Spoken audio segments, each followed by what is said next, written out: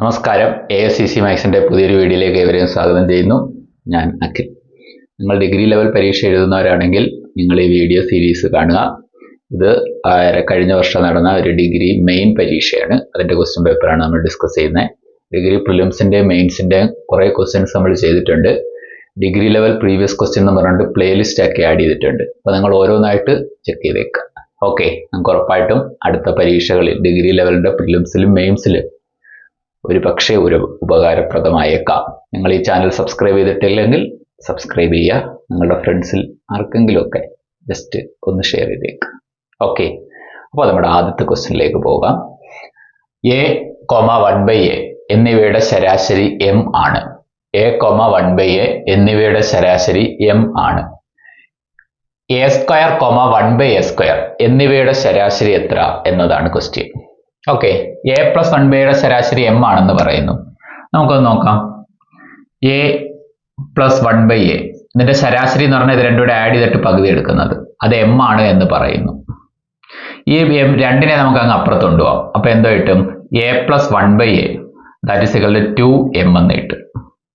Clear അല്ലേ? ഇനി നമുക്ക് കണ്ടുപിടിക്കേണ്ടത് a², 1/a² ഇവയുടെ ശരാശരിയാണ്. അതായത് a² 1/a². ഇതിന്റെ ശരാശരി എന്ന് പറഞ്ഞാൽ ഇത് രണ്ടെണ്ണമാണ്. ഇത് രണ്ടും കൂടെ ആഡ് ചെയ്യുക, പകുതി എടുക്കുക. ഇതാ നമുക്ക് കണ്ടുപിടിക്കേണ്ടത്. ഓക്കെ, ഇനി ചെറിയൊരു കാര്യം നിങ്ങൾ ഓർത്ത് വെച്ചേക്കുക. കുഞ്ഞൊരു കാര്യം. സംഭവം ഇത്രയേ ഉള്ളൂ.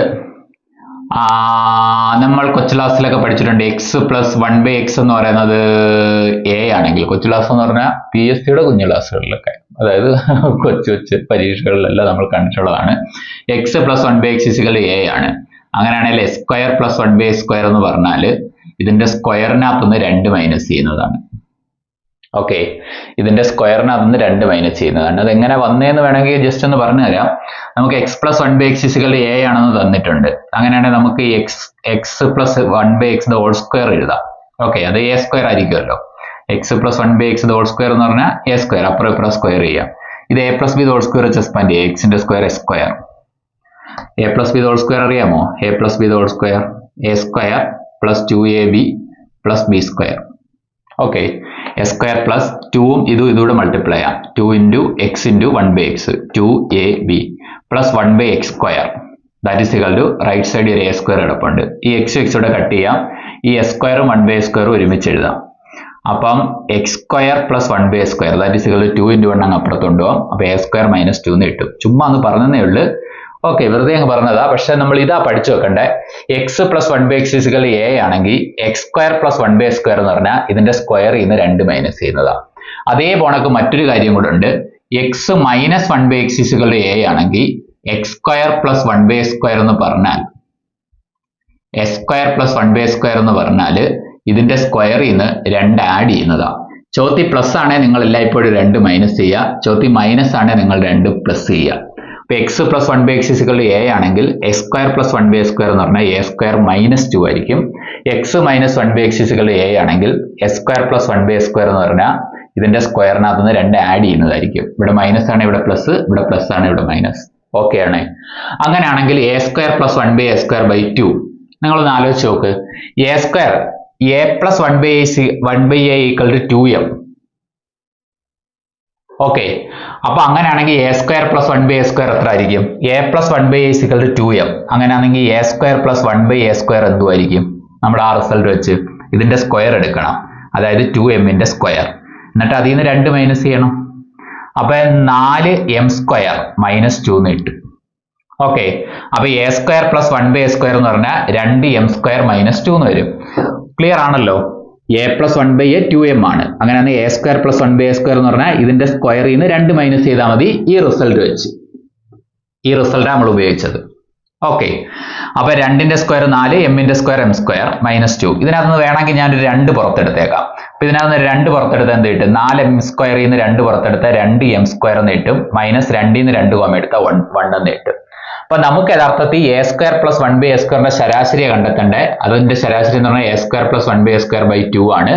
a² + 1/a² നമ്മൾ കണ്ടുപിടിച്ചു കഴിഞ്ഞു. 2 × 2m² - 1 ആണ്. ഡിവൈഡഡ് ബൈ ഒരു 2, 2ന്റെ കൂടെ കട്ട് ചെയ്യുന്നു. അങ്ങനെ നമ്മുടെ ആൻസർ 2m² - 1 എന്ന് കിട്ടുന്നു. Okay, option B. ചോദ്യം നമ്പർ 2. ഒരു അരിസഞ്ചിയുടെ യഥാർത്ഥ ഭാരം 50 കിലോഗ്രാമാണ്. 50 കിലോഗ്രാം. തിടുക്കത്തിൽ തൂക്കിയപ്പോൾ അത് 50.5 കിലോഗ്രാം തൂക്കം വന്നു. 50.5 കിലോഗ്രാം. പിശക് ശതമാനം എത്ര? അപ്പൊ പിശക് ശതമാനം എത്ര എന്ന് വെച്ചാൽ എത്ര പിശക് വന്നതെന്ന് നോക്കുക. എന്നിട്ട് യഥാർത്ഥ ഭാരം കൊണ്ട് ഡിവൈഡ് ചെയ്തിട്ട് 100 കൊണ്ട് മൾട്ടിപ്ലൈ ചെയ്താൽ മതി. ഇവിടെ 50 കിലോഗ്രാം 50.5 കിലോഗ്രാം എന്ന് കാണിച്ച്. ഇപ്പൊ എത്ര പിശക് വന്നത്? 0.5 കിലോഗ്രാം ബൈ നമ്മുടെ യഥാർത്ഥ ഭാരം താഴെ എഴുതുക. ഓക്കെ, ഇൻറ്റു 100 അടിക്കപ്പോൾ നമുക്ക് പിശകിന്റെ ശതമാനം കിട്ടും. ഓക്കെ, ഇപ്പൊ ഈ 50ഉം 100 കൂടെ കട്ട് ചെയ്യാൻ 2. 0.5 × 2 അരയുടെ ഇരട്ടി 1 അല്ലേ? 0.5 × 2 5 × 2 എന്ന് പറഞ്ഞാൽ 10 ആണ്. പോയിന്റിന് ശേഷം ഒരു സംഖ്യ, ഒരു സ്ഥാനം എടുത്ത് മാറ്റി പോയിന്റ് ചെയ്യുക. 1%. ശതമാനമാണ് കേട്ടോ. അപ്പൊ ഓപ്ഷൻ സി. ഓക്കെ, ഒരു പ്രിന്റർ ഒരു പുസ്തകത്തിന്റെ പേജുകൾ 1-ൽ ആരംഭിക്കുകയും 3189 അക്കങ്ങൾ ഉപയോഗിക്കുകയും ചെയ്യുന്നു എങ്കിൽ പുസ്തകത്തിന് എത്ര പേജുകളുണ്ട്? ഇത് ചെയ്യാൻ ഒന്നുകിൽ ഓപ്ഷൻ ഉപയോഗിക്കാം, അല്ലെങ്കിൽ വേറൊരു വഴിയുണ്ട്. എന്ത് വേണമെങ്കിലും നിങ്ങൾക്ക് ചെയ്യാം. ഒരു പുസ്തകത്തിന് 1 തൊട്ട് എത്രയോ പേജ് നമ്പറുകൾ നമ്മൾ കൊടുക്കുവാണ്. പക്ഷേ 3189 അക്കങ്ങൾ മൊത്തം ഉപയോഗിച്ചെന്ന് പറയുന്നു. ഇപ്പൊ നമ്മൾ 25 എന്ന് പറയുന്ന ഒരു സംഖ്യ എടുക്കുകയാണെങ്കിൽ അതിനകത്ത് 2 അക്ക സംഖ്യ 2 അക്കങ്ങൾ ഉപയോഗിക്കും. 178 എന്ന് പറയുന്ന ഒരു പേജ് എടുക്കുകയാണെങ്കിൽ അതിനകത്ത് 3 അക്കങ്ങൾ ഉപയോഗിക്കും. അങ്ങനെ എത്രയോ പേജുകളുള്ള ഒരു പുസ്തകത്തിന് മൊത്തത്തിൽ 3189 അക്കങ്ങൾ ഉപയോഗിച്ചു എന്ന് പറയുന്നു. അങ്ങനെയാണെങ്കിൽ പുസ്തകത്തിന് എത്ര പേജുകളുണ്ട് എന്നതാണ് ക്വസ്റ്റ്യൻ ക്ലിയർ ആണല്ലോ. അപ്പോൾ നമുക്ക് എത്ര പേജുകളുണ്ട് എന്ന് കണ്ടെത്താം. നിങ്ങളൊന്ന് ആലോചിച്ച് നോക്ക്. പേജ് നമ്പർ നമ്മൾ കൊടുക്കുവാണ്. ഓപ്ഷൻ നോക്കുമ്പോൾ എല്ലാ 1000-ന് മേളിലുണ്ട്. ശരിയല്ലേ? എല്ലാ 1000-ന് മേളിലാണ്. അപ്പൊ അതുകൊണ്ട് തന്നെ നമുക്ക് കുറച്ചും കൂടി ഈസിയാണ്. ഓപ്ഷൻ വെച്ച് നോക്കുമ്പോൾ നമുക്ക് കുറച്ചുകൂടി ഈസിയാണ്. അപ്പൊ നിങ്ങളൊന്ന് ചിന്തിച്ചു നോക്ക്. 1 തൊട്ട് 9 വരെയുള്ള പേജ് നമ്മൾ പരിഗണിക്കുകയെന്ന് വിചാരിക്കുക. അപ്പൊ 9 പേജുകളല്ലേ മൊത്തം ഉള്ളത്. 9 പേജിനകത്ത് ഒരക്കം വെച്ചല്ലേ ഉപയോഗിക്കുന്നുള്ളൂ, കാരണം ഇത് ഒരക്ക സംഖ്യ. അങ്ങനെ ടോട്ടലി നമ്മൾ ഉപയോഗിക്കുന്ന അക്കങ്ങൾ 9 എണ്ണമാണ്. 9 പേജ് വരെ. പിന്നെ നിങ്ങൾ 10ാമത്തെ പേജ് തൊട്ട് 99ാമത്തെ പേജ് വരെ പരിഗണിക്കുകയാണെങ്കിൽ എത്ര സംഖ്യകളുണ്ട്, അല്ലെങ്കിൽ എത്ര പേജുകളുണ്ട്? 10 തൊട്ട് 99 വരെ 90 പേജുകളുണ്ട്. എത്ര 2 അക്ക സംഖ്യ ഉണ്ടെന്ന് നോക്കിയാൽ മതി. ലോകത്ത് എത്ര 2 അക്ക സംഖ്യ ഉണ്ടെന്ന് വെച്ചാൽ 90 എണ്ണം ഉള്ളത്. അല്ലെങ്കിൽ 10 തൊട്ട് 99 വരെ എത്ര സംഖ്യ ഉണ്ടെന്ന് കണ്ടെത്താനേ എണ്ണൽ സംഖ്യകളായതുകൊണ്ട് ഇതിന്റെ വ്യത്യാസം എടുത്തിട്ട് 1 കൂട്ടിയാൽ മതി. 89ഉം 10ഉം തമ്മിലുള്ള വ്യത്യാസം 99ഉം 10ഉം തമ്മിലുള്ള വ്യത്യാസം 89. 1 കൂട്ടപ്പം 90. 5 തൊട്ട് 10 വരെ എത്ര സംഖ്യയുണ്ട്? നിങ്ങൾ 5 തൊട്ട് 10 വരെ എത്ര സംഖ്യ ഉണ്ടെന്ന് അറിയപ്പം 5ഉം 10ഉം നമ്മൾ വ്യത്യാസം എടുക്കുക. 5 1 തൊട്ട് 6 സംഖ്യകളുണ്ട്. 5 തൊട്ട് 10 വരെ 6 സംഖ്യ. 5 6 7 8 9 10 6 സംഖ്യകളുണ്ട്. മനസ്സിലായോ? അപ്പൊ 10 തൊട്ട് 99 വരെ 2 അക്ക സംഖ്യ 90 എണ്ണം ഉണ്ട്. അപ്പൊ 90 പേജിനകത്തും നമ്മൾ 2 അക്കങ്ങളാണ് ഉപയോഗിച്ചിരിക്കുന്നത്. അങ്ങനെ ടോട്ടലി 90 × 2 180 അക്കങ്ങൾ നമ്മൾ ഈ 10 തൊട്ട് 99 വരെയുള്ള പേജുകൾക്ക് ഉപയോഗിക്കപ്പെട്ടിട്ടുണ്ട്. പിന്നുള്ളത് 100 തൊട്ടാണ്. 100 തൊട്ട് 999 വരെ ഇത് 3 അക്ക സംഖ്യകളാണ്. ശരിയല്ലേ? 3 അക്ക സംഖ്യകളാവുന്ന എത്ര പേജുകളുണ്ട്? 999 100 പോട്ടെ 899. 1 കൂട്ടട്ടെ 900. അതായത് 900 3 അക്ക സംഖ്യകളുണ്ട്. 900 3 അക്ക സംഖ്യകൾ.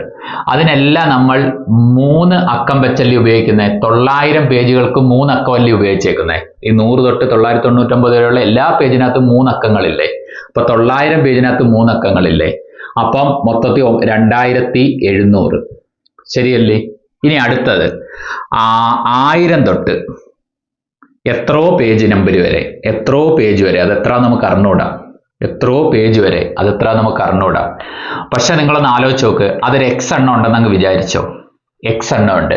അതിന് നമ്മൾ യഥാർത്ഥത്തിൽ 4 അക്കങ്ങളല്ലേ ഉപയോഗിക്കുന്നത്. 1000 തൊട്ട് അങ്ങോട്ട് എഴുതുന്ന എല്ലാ പേജിനും, 1000 തൊട്ട് അങ്ങോട്ട് എഴുതുന്ന എല്ലാ പേജുകൾക്കും 4 അക്കങ്ങൾ വെച്ചല്ലേ നമ്മൾ ഉപയോഗിക്കുന്നത്. 4 അക്കങ്ങൾ കറക്റ്റ് അല്ലേ? 4 അക്കങ്ങൾ. അപ്പൊ നിങ്ങളൊന്ന് ആലോചിച്ച് നോക്ക്. 1000 തൊട്ട് എത്രയോ പേജ് എക്സ് ആണെന്ന് വിചാരിച്ചോ. പേജ് നമ്പർ എക്സ് ആണ്, അല്ല പേജ് എക്സ് ആണെന്നല്ല, ഒരു പേജ് എത്ര വരുന്ന നമ്പർ ഇവിടെ ഉണ്ട്. അത് എത്ര നമുക്ക് അറിഞ്ഞൂടാ. അത് നമുക്ക് അറിയാത്തതുകൊണ്ട് നമ്മൾ എഴുതുന്നില്ല. അപ്പൊ 1000 ടു ഒരു page number, last page number. Okay, 1000 to last page number. 1000 to last page number. അത് എക്സ് എണ്ണം ഉണ്ടെന്ന് വിചാരിക്കുക. അപ്പൊ ആ എക്സ് സംഖ്യകൾക്കും 4 ഡിജിറ്റ് ആണ് ഉപയോഗിക്കുന്നത്. അപ്പോൾ 4x അല്ലേ. ഓക്കെ, ഇതെല്ലാം കൂടെ ആഡ് ചെയ്യുന്നതല്ലേ അവർ 3189 എന്ന് പറഞ്ഞേക്കുന്നത്. അതായത് 9 plus 180 plus 2700 plus 4x that is equal to 3189. ഈ 2700ഉം 189 ആഡ് ചെയ്യാം. 9 8 8 2. അപ്പൊ ഇത്രയും സംഖ്യകൾ ആഡ് ചെയ്താൽ നിങ്ങൾക്ക് 2889 plus 4x that is equal to 3189. അപ്പോൾ 4x that is equal to 3189 minus 2889. Okay, അപ്പൊ 3189 2889 പോട്ടെ, 0 0 11 8 3 300. അപ്പൊ 4x that is equal to 300. അപ്പൊ x is equal to 300 divide by 4 എത്ര? 75. 300നെ 4 ആയിട്ട് ഡിവൈഡ് ചെയ്ത് 75 അല്ലേ? 300നെ 2 ആയിട്ട് ഡിവൈഡ് ചെയ്താൽ 150, വീണ്ടും 2 ആയിട്ട് ഡിവൈഡ് ചെയ്യുമ്പോൾ 75. എന്നുവെച്ചാൽ 75 പേജുകളുണ്ട്. അപ്പൊ 75 പേജുകൾ ഉണ്ടെങ്കിൽ നിങ്ങളൊന്ന് ആലോചിച്ച് നോക്ക്, ഇവിടെ യഥാർത്ഥത്തിൽ വരേണ്ടത് ഏത് സംഖ്യയാണ്? 1075 ആണോ? 1075 ആണെ നിങ്ങളൊന്ന് ചിന്തിച്ചു നോക്ക്. 1000 to 1075 എന്ന് ചിലപ്പോൾ നമുക്ക് ചിന്തിക്കാൻ സാധ്യതയുണ്ട്. അതാ ഞാൻ പറയുന്നത്. അപ്പൊ 1000 to 1075 എത്ര സംഖ്യകളുണ്ട്? ഇവിടെ x എന്ന് പറഞ്ഞാൽ 75 പേജുകൾ വേണം. 4 അക്കമുള്ള 75 പേജുകൾ വേണം. അപ്പൊ ഇവിടെ എത്ര വരണം? നമ്മുടെ ഓപ്ഷൻ പിടിക്കപ്പോൾ നമുക്ക് പെട്ടെന്ന് കിട്ടും. എന്നാലും ഞാൻ പറയുക, കൺഫ്യൂഷൻ ആവാതിരിക്കാൻ വേണ്ടി പറയാം. അങ്ങനെയുള്ള ഓപ്ഷൻ ഉണ്ടെങ്കിലോ. അപ്പൊ 1000 1075 പേജ് ഉണ്ടെന്ന് നിങ്ങൾ വിചാരിക്കുക. ഇവിടെ എക്സിന്റെ വില 75. അപ്പൊ 75 പേജ് ഉണ്ടെന്ന് വിചാരിക്കുക. അപ്പൊ നിങ്ങൾ ഇവിടെ 1075 ആണോ വരേണ്ടത്? ഒരു കൺഫ്യൂഷൻ. അപ്പൊ 1075 നിങ്ങൾ എഴുതി. അപ്പൊ ഈ 1000 1075 കൂടെ തമ്മിലുള്ള ഡിഫറൻസ് എടുക്കുക 75. എന്നിട്ട് 1 കൂട്ടിയാലേ നിങ്ങൾക്ക് പേജ് നമ്പർ എണ്ണാൻ കിട്ടത്തുള്ളൂ. 76 എണ്ണമായി പോകും. ഓക്കെ, അതായത് നമുക്ക് യഥാർത്ഥത്തിൽ 75 പേജ് മതി. 75 പേജ്, 4 അക്കങ്ങളുള്ള 75 പേജ് മതി. ഓക്കെ, 4 അക്കങ്ങളുള്ള 75 പേജ് മതി. അപ്പൊ ഇവിടെ യഥാർത്ഥത്തിൽ എന്തുമായിരിക്കും വരണ്ടേ? ഇവിടെ 75 ഞാൻ ഇട്ട് കൊടുക്കപ്പോൾ എനിക്ക് 76 ആയിപ്പോയി. അപ്പൊ ഇവിടെ 74 ഇട്ട് കൊടുക്കപ്പോൾ 75 വരത്തില്ലേ? അപ്പം മനസ്സിലാക്കണം, 1000 മുതൽ 1074 വരെയുള്ള പേജായിരിക്കും ഇവിടെ ഉണ്ടാവുക. 1000 തൊട്ട് 1074 വരെ എത്ര പേജുകളുണ്ട്? 75 എണ്ണം ഇല്ലേ? തമ്മിലുള്ള വ്യത്യാസം എടുക്കുക, 1 കൂട്ടുക. 1074 1000 പോയ 74 അല്ലേ? 74 പ്ലസ് 1 എത്ര? 75. എണ്ണൽ സംഖ്യകളുടെ എണ്ണം കണ്ടുപിടിക്കാൻ വ്യത്യാസം പ്ലസ് 1 ചെയ്താൽ മതി. അപ്പൊ ഇത് തമ്മിലുള്ള വ്യത്യാസം 74 പ്ലസ് 1 അടിക്കപ്പോൾ 75 പേജ് ഉണ്ട്. ഇപ്പൊ എക്സിന്റെ വില 75. അപ്പൊ 75 പേജ് വെച്ച് 4 എണ്ണം 300. ഇതെല്ലാം കൂടെ കൂട്ടി നോക്കും. ഇവിടെ 300 എഴുതപ്പം കൂട്ടി നോക്കും. ഇതെല്ലാം കൂടെ കൂട്ടപ്പോൾ ഈ സാധനം കിട്ടും. അപ്പൊ നമ്മുടെ ഉത്തരം 1074. ഓപ്ഷൻ അങ്ങ് ഉപയോഗിച്ചാലും മതി. ഓക്കെ, ഞാൻ പിന്നെ അങ്ങ് കാണിച്ചു തന്നേ ഉള്ളു. പിന്നെ ഇവിടെയുള്ള ഈ മെത്തേഡിന്റെ ഒരു ഗുണം എന്താണ്? ഒരു ഗുണം ഇവിടെ എല്ലാം 1000ന് മേളിൽ ഉണ്ടായത് കൊണ്ടാണ്. അപ്പൊ അങ്ങ് പെട്ടെന്ന് നമുക്ക് ഇത് 1000 കഴിഞ്ഞിട്ടുള്ള സാധനം കണ്ടുപിടിക്കേണ്ടതെന്ന് മനസ്സിലായത്. ഓക്കെ, അപ്പൊ നമ്മുടെ ഉത്തരം 1074. അടുത്ത ചോദ്യത്തിലേക്ക് പോവാണ്. KG എന്നത് EKDYG ആയി കോഡ് ചെയ്താൽ ലൈറ്റ് എന്നതിന്റെ കോഡ് എത്രയാണ്? നിങ്ങൾ നോക്ക്, KEDGY അതിനകത്തുള്ള ലെറ്ററുകളായി കിടക്കുന്നത്. അപ്പൊ അതുകൊണ്ട് തന്നെ നമുക്ക് ഇതിനെ എങ്ങനെയാണ് അറേഞ്ച് ചെയ്തേക്കുന്നത് നിങ്ങൾ നോക്കിയാൽ മതി. KEDGY ജസ്റ്റ് ഒന്ന് നോക്ക്. ഇതിന് 1, ഇത് 2, ഇത് 3, ഇത് 4, ഇത് 5 എന്ന് ചുമ്മാ കൊടുക്കുക. അതിന്റെ കോഡ് എന്ന് പറഞ്ഞാൽ EKDYG ആണ്. ഈയുടെ നമ്പർ എത്രയാണ്? 1 2 3 4 5 ഇത് ചുമ്മാ കൊടുക്കുക. ഇതിനകത്തുള്ള ലെറ്ററുകൾ തന്നെയാണ് ഇത്. അതുകൊണ്ടാണ് നിങ്ങൾ നോക്ക്, ഇതിനകത്ത് ഈയുടെ നമ്പർ 2 വന്നേക്കുന്നത്, കെയുടെ നമ്പർ 1, ഡിയുടെ 3 തന്നെ, Y എന്ന് പറഞ്ഞ 5, G എന്ന് പറയുന്നത് 4. ഇങ്ങനെ ചെയ്താൽ മതി. യഥാർത്ഥത്തിൽ ഈ 2 എണ്ണം തിരിച്ചു വെക്കുന്നു 2 1, ഈ 4 5 തിരിച്ചു വെക്കുന്നു 5 4. നടുക്കുള്ളതിന് ചേഞ്ച് ഇല്ല. ഇത്രയും ഇവർ ചെയ്തിട്ടുള്ളൂ. ഓക്കെ, അപ്പൊ 2 1 3 5 നിങ്ങൾക്ക് അത് ഐഡന്റിഫൈ ചെയ്യാൻ പറ്റിയില്ലെങ്കിൽ ജസ്റ്റ് 1 2 3 4 5 നമ്പർ കൊടുക്കുക. ഈ ലെറ്ററിനെല്ലാം അതേതായ സ്ഥാനത്ത് നമ്പർ കൊടുക്കുക.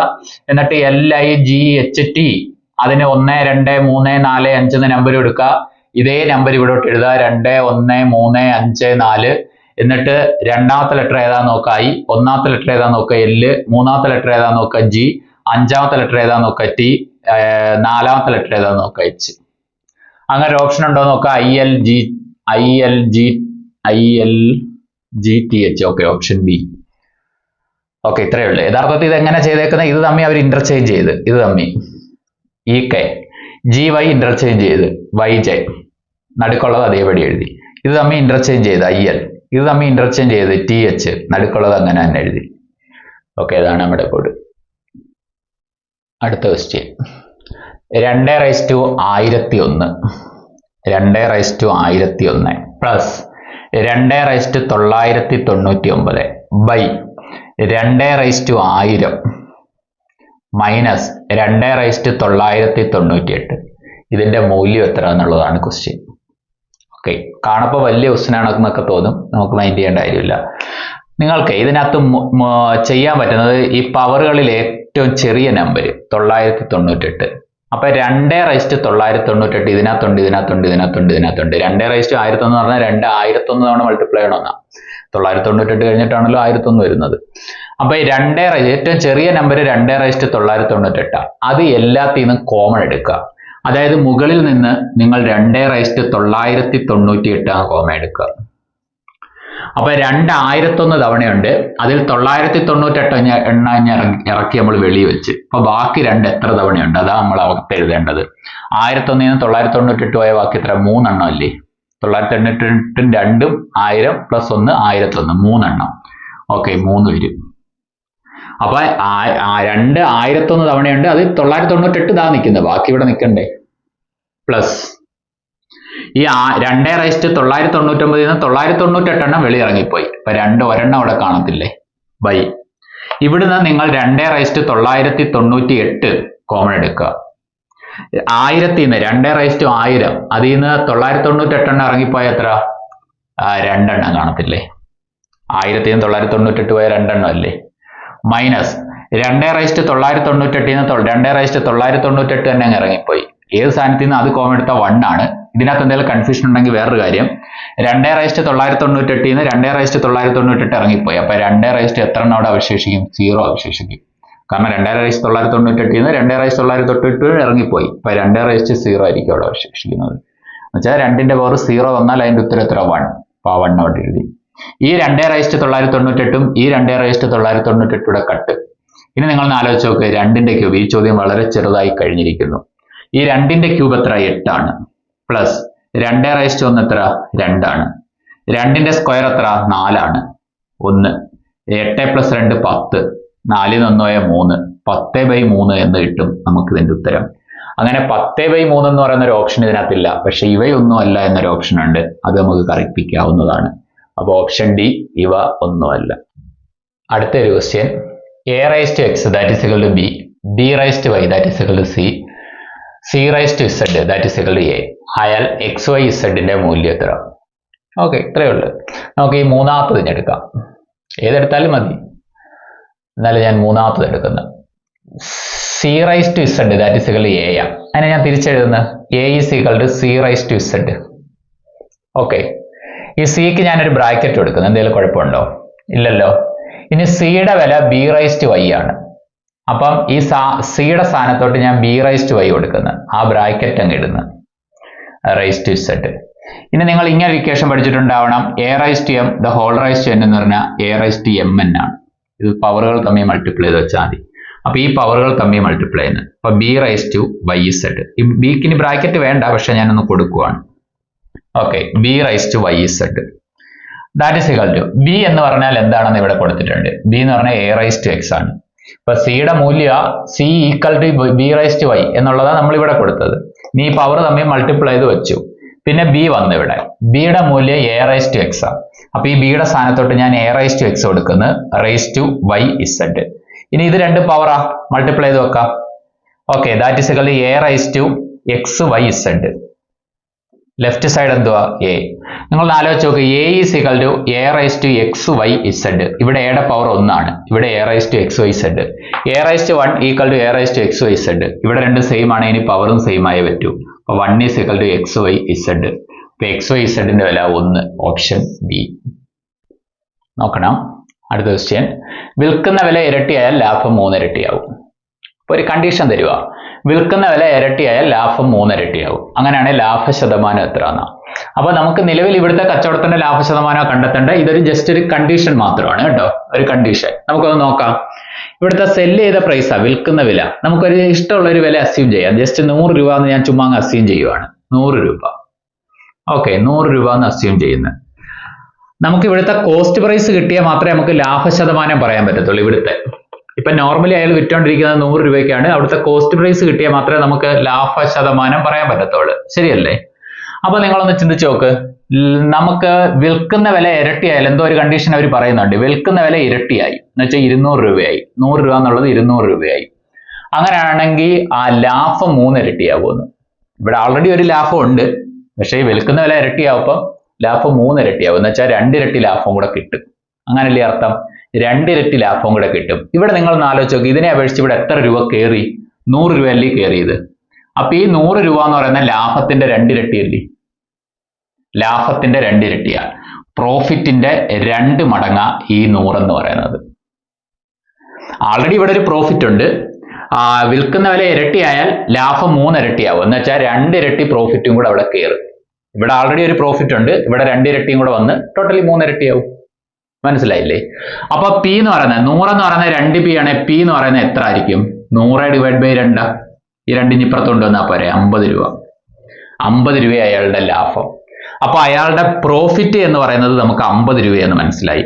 അപ്പൊ കോസ്റ്റ് പ്രൈസ് എത്ര ആയിരിക്കും? കോസ്റ്റ് പ്രൈസ് 100 രൂപയ്ക്ക് അയാൾ വിൽക്കുന്നത്, അത് 50 രൂപ ലാഭം. അപ്പൊ കോസ്റ്റ് പ്രൈസ് 50 രൂപ തന്നെ ആയിരിക്കത്തില്ലേ? ശരിയല്ലേ? അപ്പൊ നിങ്ങളൊന്ന് ചിന്തിച്ചു നോക്ക്. കോസ്റ്റിന്റെ ലാഭം, അയാളുടെ ലാഭം എന്ന് പറഞ്ഞാൽ 50 രൂപയാണെങ്കിൽ ഇതിനകത്ത്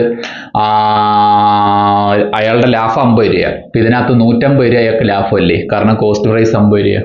ഇതിനകത്ത് കോസ്റ്റ് പ്രൈസ് 50 രൂപയാണെങ്കിൽ ഇതിനകത്ത് കോസ്റ്റ് പ്രൈസ് CP 50 രൂപയാണെങ്കിൽ അയാളുടെ പ്രോഫിറ്റ് 150 രൂപയല്ലേ? എന്ന് വെച്ചാൽ ഇതിന്റെ 3 ഇരട്ടിയായില്ലേ? 3 × P 150. ഓക്കെ, നമുക്ക് പ്രോഫിറ്റിന്റെ പെർസെൻറ്റേജ് കണ്ടെത്തണം. പ്രോഫിറ്റിന്റെ പെർസെൻറ്റേജ് എന്നാൽ പ്രോഫിറ്റ് ബൈ കോസ്റ്റ് പ്രൈസ് × 100. പ്രോഫിറ്റ് ഇവിടെ 50 ആണ്, കോസ്റ്റ് പ്രൈസും 50 ആണ്, × 100. അപ്പൊ 50 50 കട്ട് ചെയ്ത് പോയി 100 അവശേഷിക്കും. 100% ലാഭം. 50 രൂപയുടെ സാധനം 50 രൂപ പ്രോഫിറ്റ് എടുത്ത് വിൽക്കുകയാണെങ്കിൽ അയാൾക്ക് 100% ലാഭമല്ലേ? 8ാമത്തെ ക്വസ്റ്റ്യൻ. 12 സെന്റിമീറ്റർ വ്യാസമുള്ള ഒരു ലോഹ ഗോള ഉരുക്കാന്ന് പറഞ്ഞാൽ ഒരു സാധനം ഉരുക്കി വേറെ എന്ത് നിർമ്മിച്ചാലും അവിടെ വ്യാപ്തം തുല്യമായിരിക്കും കേട്ടോ. ഇപ്പൊ വ്യാപ്തത്തിന് ഇക്കറ്റുക, ബാക്കി പരിപാടികളുമായിട്ട് മുമ്പോട്ട് അത്രയേ ഉള്ളൂ. തുടരാം. 18 സെന്റിമീറ്റർ വ്യാസമുള്ള ഒരു ലോഹ ഗോള ഉരുക്കുന്നു. വ്യാസത്തിന് തുല്യമായ അടിത്തറയുള്ള ഒരു കോൺ നിർമ്മിക്കുന്നു. അതായത് വ്യാസത്തിന് തുല്യമായ അടിത്തറ എന്ന് പറഞ്ഞാൽ അതിന്റെ ബേസ് വ്യാസത്തിന് തുല്യമായ വ്യാസം 12 ആയിരിക്കും. വ്യാസത്തിന് തുല്യം എന്ന് പറഞ്ഞാൽ ഇവിടെ വ്യാസം എത്ര? 12 സെന്റിമീറ്റർ. അതേ വ്യാസമുള്ള അടിത്തറയുള്ള ഒരു കോൺ നിർമ്മിക്കുന്നു. കോൺ എന്ന് പറഞ്ഞാൽ ഇങ്ങനെ ഇരിക്കും. കാരണം ഇവിടെ കോൺ നിർമ്മിക്കുന്ന. അപ്പൊ ഇത് എന്താ ഉരുക്കിയാ നിർമ്മിച്ചേക്കുന്നത്? നിങ്ങൾ ആലോചിച്ച് നോക്ക്. ഇതൊരു ഗോള ഉരുക്കിയാ നിർമ്മിച്ചേക്കുന്നത്. ഇതിന്റെ വ്യാസം, ഇതിന്റെ അടിത്തറയുടെ വ്യാസം സെയിം ആണ്. വ്യാസം എത്ര? Diameter 12 centimetre. അപ്പൊ റേഡിയസ് എത്ര? 6 സെന്റിമീറ്റർ. ഇതിന്റെ റേഡിയസ് 6 സെന്റിമീറ്റർ ആണ്. ഇതിന്റെ റേഡിയസും 6 സെന്റിമീറ്റർ. വ്യാസം 12, അപ്പൊ റേഡിയസ് 6 സെന്റിമീറ്റർ ആണല്ലോ. ഇതിന്റെ വ്യാപ്തം അപ്പോൾ ഉറപ്പായിട്ട് ഈക്വൽ ആയിരിക്കും. കോണിന്റെ വ്യാപ്തം എത്ര? കോണിന്റെ വ്യാപ്തം എന്ന് പറഞ്ഞാൽ 1/3 പൈ r²h ആണ്. ദാറ്റ് ഇസ് ഈക്വൽ ടു സ്പിയറിന്റെ ഗോളത്തിന്റെ വ്യാപ്തം എത്ര? 4/3 പൈ r³ ആണ്. ഇത് നമുക്ക് അറിയാവുന്നതൊക്കെ ഒന്ന് ഇട്ട് കൊടുക്കാം. 1/3 എന്നിട്ട് കട്ട് ചെയ്യാം കേട്ടോ. പൈ ഇൻറ്റു ഈ 6 എന്ന് പറഞ്ഞാൽ ഈ കോണിന്റെ റേഡിയസ് ആണ്. 6ന്റെ സ്ക്വയർ ആയതുകൊണ്ട് 6 × 6 into h. That is equal to 4/3 pi r³. r എത്ര? 6 ആണ്. 6 × 6 × 6. അപ്പുറം കട്ട് ചെയ്യാനുള്ളതൊക്കെ കട്ട് ചെയ്തോ. ഈ /3യും ഈ /3യുടെ കട്ട്, ഈ പൈയും ഈ പൈയുടെ കട്ട്. നിങ്ങൾക്ക് h ആണ് കണ്ടെത്തേണ്ടത്. വേണമെങ്കിൽ ഈ 6ഉം കൂടെ അപ്പുറത്തുണ്ട്. ഈ 6ഉം ഈ 6 കൂടെ കട്ട്, ഈ 6ഉം ഈ 6 കൂടെ കട്ട്. അവശേഷിക്കുന്ന ലെഫ്റ്റ് സൈഡിൽ ഒരു h മാത്രമാണ്. ദാറ്റ് ഇസ് ഈക്വൽ റൈറ്റ് സൈഡിൽ എന്തൊക്കെ അവശേഷിക്കുന്നുണ്ട്? ഒരു 4 ഒരു 6 അവശേഷിക്കുന്നുണ്ട്. 4 × 6 24 എന്ന് കിട്ടത്തില്ലേ? ഉയരം 24 സെന്റിമീറ്റർ. അങ്ങനെ ഒരു ഓപ്ഷൻ ഉണ്ടോ? ഉണ്ട്. അടുത്ത ക്വസ്റ്റ്യൻ. ഒരു ട്രെയിൻ മണിക്കൂറിൽ 90 കിലോമീറ്റർ വേഗതയിൽ ഓടുന്നു. 150 മീറ്റർ നീളമുള്ള ഒരു പാലം 15 സെക്കൻഡിൽ മറികടക്കുന്നു. 15 സെക്കൻഡിൽ മറികടക്കുന്നു. ട്രെയിനിന്റെ നീളം എത്ര? ട്രെയിൻ കടന്നു വന്നത് ഒരു പാലത്തിനെയാണ്. ശ്രദ്ധിക്കണം, ട്രെയിൻ കടന്നു വന്നത് പാലത്തിനെ. അപ്പൊ ട്രെയിന് കവർ ചെയ്യേണ്ടി വരുന്ന ഡിസ്റ്റൻസ് എന്ന് പറഞ്ഞാൽ ട്രെയിനിന്റെ നീളവും പാലത്തിന്റെ നീളവും ആയിരിക്കും. ഒരു ട്രെയിൻ പാലത്തിനെ കടന്നു പോകുന്ന സാഹചര്യത്തിൽ ട്രെയിന് മറികടക്കേണ്ടി വരുന്ന ദൂരം ട്രെയിനിന്റെ നീളം പ്ലസ് പാലത്തിന്റെ നീളം ആയിരിക്കും. ഓർത്തു വെച്ചേക്കണം. ഇവിടെ ട്രെയിനിന്റെ നീളം അറിഞ്ഞുകൂടാ, അതിനെ ഞാൻ x എന്ന് വിളിക്കുന്നത്. പാലത്തിന്റെ നീളം നിങ്ങൾക്കറിയാം 150 മീറ്റർ ആണ്. അപ്പൊ ഡിസ്റ്റൻസ് ഞാൻ വെറുതെ ഒന്ന് എഴുതി വെച്ചതാണ്, x + 150. ട്രെയിനിന്റെ സ്പീഡ് ഇവിടെ 90 km/h ആണെന്ന് തന്നിട്ടുണ്ട്. മണിക്കൂറിൽ 90 കിലോമീറ്റർ സഞ്ചരിക്കുന്ന km/h 90 ആയിരിക്കും. km/h നമുക്ക് സ്പീഡ് പറയാൻ പറ്റും 90 km/h. നമുക്കിതിനെ ട്രെയിനിന്റെ ചോദ്യത്തിനകത്ത് എപ്പോഴും km/h m/s ആക്കേണ്ടി വരും. അപ്പൊ m/s ആക്കാൻ വേണ്ടി നിങ്ങൾ 5/18 കൊണ്ട് മൾട്ടിപ്ലൈ ചെയ്യണം. അപ്പൊ 90നെ 5/18 കൊണ്ട് മൾട്ടിപ്ലൈ ചെയ്യുന്നു. 18നെ എത്ര കൊണ്ട് മൾട്ടിപ്ലൈ ചെയ്താൽ 90 കിട്ടും? 5 ആണ്. 5 × 5 എത്ര? 25 m/s. ട്രെയിനിന്റെ സ്പീഡ് നിങ്ങൾ m/s മാറ്റിയിട്ടുണ്ടാകണം. പിന്നെ ഉള്ളത് ടൈം ആണ്. ട്രെയിൻ പാലം കടന്നു പോകാൻ എടുക്കുന്ന ടൈം തന്നിട്ടുണ്ടോ? ഉണ്ട്. പാലം കടന്നു പോകാൻ എടുക്കുന്ന ടൈം എത്ര സെക്കൻഡാണ് തന്നിട്ടുണ്ട്? 15 സെക്കൻഡ്. നിങ്ങളൊരു ട്രെയിനിന്റെ ക്വസ്റ്റ്യൻ കിട്ടി ആദ്യം നിങ്ങൾ ഡിയും ഡിയും ഡിഫൈൻ ചെയ്ത് വെക്കുക എന്നുള്ളതാണ്. ഇനി നമുക്ക് ഇതിനകത്ത് പൂർത്തീകരിക്കാൻ പറ്റാതെ പോയത് ഡി ആണ്. അപ്പൊ ആ ഡി കാൽക്കുലേറ്റ് ചെയ്യുക. ഡി കണ്ടുപിടിക്കാനുള്ള റിസൾട്ട് സ്പീഡ് ഇൻറ്റു ടൈം ആണ്. ശരിയല്ലേ? Distance speed into time. Speed എത്രയാണെന്ന് നിങ്ങൾക്ക് അറിയാം? 25 ആണ്. ടൈം നിങ്ങൾക്ക് എത്രയാണെന്ന് അറിയാം? 15 ആണ്. 25 × 15 അടിക്കുക. 25 × 10 250. 250 പ്ലസ് 25 × 5 125. 125 കൂടെ അടി 5 7 3 375 എന്ന് കിട്ടും. അതായത് 25 × 15 375. ശരിയല്ലേ? ഇത് ഡി ആണ് നിങ്ങൾക്ക് കിട്ടിയേക്കുന്നത് 375. നിങ്ങളുടെ ആവശ്യം ഡി അല്ല, പകരം എന്തുവാ? ട്രെയിനിന്റെ നീളമാണ്. ട്രെയിനിന്റെ നീളത്തെ നമ്മൾ എക്സ് എന്ന് വിളിച്ചിട്ടുണ്ട്. ആ എക്സ് ആണ് നമുക്ക് കണ്ടുപിടിക്കേണ്ടത്. അപ്പൊ ഡിയുടെ സ്ഥാനത്തോട്ട് നിങ്ങൾ എക്സ് പ്ലസ് 150 എഴുതുക.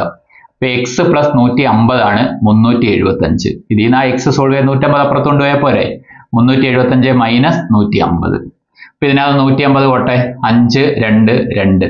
അങ്ങനെ ഫൈനൽ ഉത്തരം നിങ്ങൾക്ക് 225 മീറ്റർ എന്ന് ലഭിക്കും. അതായത് ട്രെയിനിന്റെ നീളം 225 മീറ്റർ. Option C. അടുത്ത ക്വസ്റ്റ്യൻ.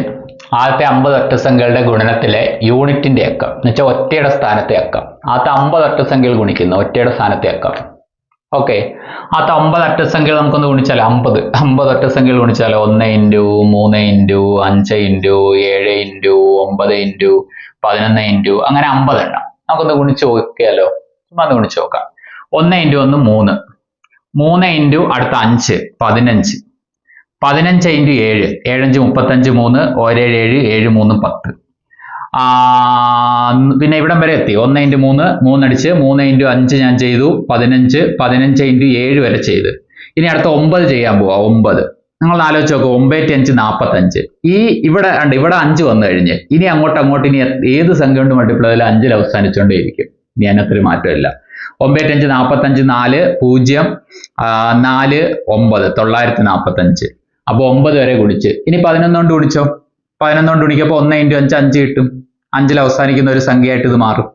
പിന്നെ നിങ്ങൾ അടുത്ത ഓഡ് നമ്പർ 13 എടുത്തോ. 13 കൊണ്ട് മൾട്ടിപ്ലൈ അപ്പം വീണ്ടും 3 × 5 15 5 അവസാനിക്കുന്നതായിട്ട് മാറും. എന്ന് വെച്ചാൽ ഇനി നിങ്ങൾ 50 വരെ അല്ല 100 ആയാലും 1000 ആയാലും 10000 ആയാലും ഒറ്റസംഖ്യകളെല്ലാം കൂടെ എടുത്ത് ഗുണിച്ചാൽ അത് 5 അവസാനിക്കപ്പെടത്തേ ഉള്ളൂ. ഓപ്ഷൻ ഡി നമ്മുടെ ഉത്തരം. അപ്പൊ ഇത്രയേ ഉള്ളൂ നമ്മുടെ ചോദ്യങ്ങൾ.